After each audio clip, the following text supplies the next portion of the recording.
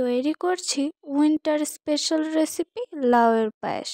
এটাকে আবার অনেকেই দুধ কদু বা দুধ লাউ হিসেবে ডেকে থাকে। অনেকেই হয়তো এই রেসিপিটার সাথে আগে থেকেই পরিচিত, আবার অনেকেই আজকে শুনছেন। আশা করছি সবার কাছেই এই ডেজার্ট আইটেমটা খুব ভালো লাগবে। শীতের দিনগুলোতে পিঠে পুলির পাশাপাশি পায়েস খেতেও কিন্তু দারুণ ভালো লাগে। তো চলুন কথা না বাড়িয়ে কিভাবে আমি পায়েসটা তৈরি করি সেটাই দেখে নেওয়া যাক।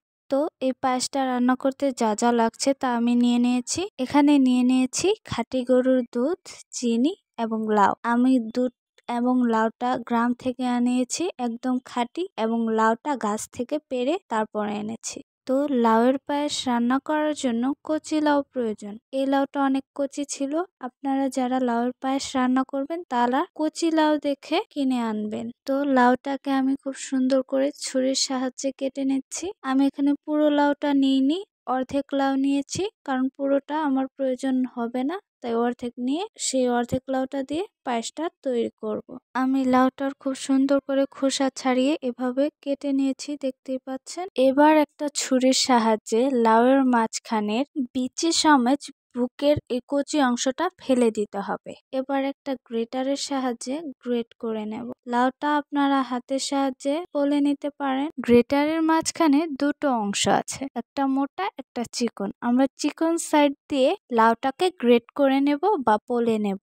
লাউটা খুব ভালোভাবে গ্রেট হওয়ার পর এবার এটাকে আমি সিদ্ধ করে নেব।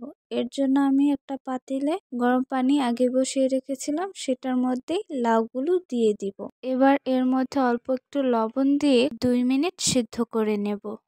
সিদ্ধ করার কারণ হচ্ছে যেন লাউয়ের গন্ধটা থেকে না যায়, সেজন্য খুব ভালোভাবে সিদ্ধ করে নিতে হবে। সিদ্ধ করে নিলে লাউয়ের গন্ধটা আর থাকবে না। এবার ঢাকনা দিয়ে ঢেকে লাউটা সিদ্ধ করে নেব। এখানে আমি আগে থেকে একটা মিশ্রণ তৈরি করে নেব।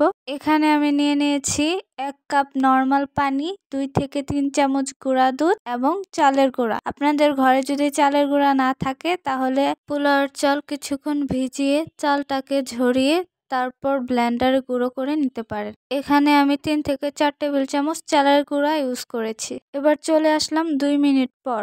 এই তো লাউটা সিদ্ধ হয়ে এসেছে। এবার একটা ছাকনার মধ্যে ঢেলে নেব এবং পানিটা খুব ভালোভাবে ঝরিয়ে নেব। এবার হাতের সাহায্যে চেপে চেপে লাউয়ের ভেতরের পানিটা বের করে নিচ্ছি। সবগুলো পানি বের করে নেওয়ার পর হাতের সাহায্যে ছাড়িয়ে নিচ্ছি।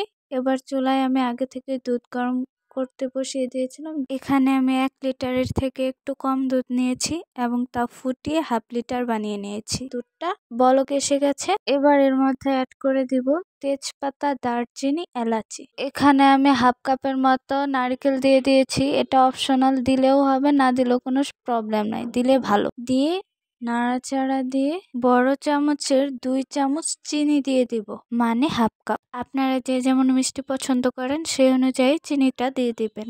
চিনি দেওয়ার পর নাড়াচাড়া দিয়ে এটাকে আরেকবার বলক তুলে নেব। খুব সুন্দর করে বলক এসে গেলে এর মধ্যে সেই সিদ্ধ করে রাখা লাউগুলো দিয়ে দিব।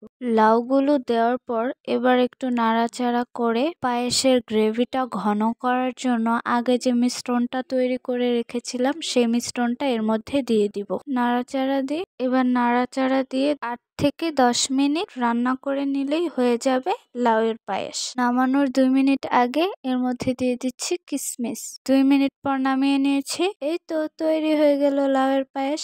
দেখতেই পাচ্ছেন কতটা সুন্দর হয়েছে এবং খেতেও কিন্তু দারুণ মজার। এটাকে ডেকোরেশন করার জন্য এর উপর কিছু কিশমিশ এবং ফ্রুটস দিয়ে দিয়েছি। ভিডিওটি ভালো লাগলে লাইক, কমেন্ট, শেয়ার করে পাশে থাকবেন এবং সবার আগে ভিডিওটা পেতে চ্যানেলটি সাবস্ক্রাইব করে দিবেন। এতক্ষণ কষ্ট করে ভিডিওটা দেখার জন্য সবাইকে ধন্যবাদ।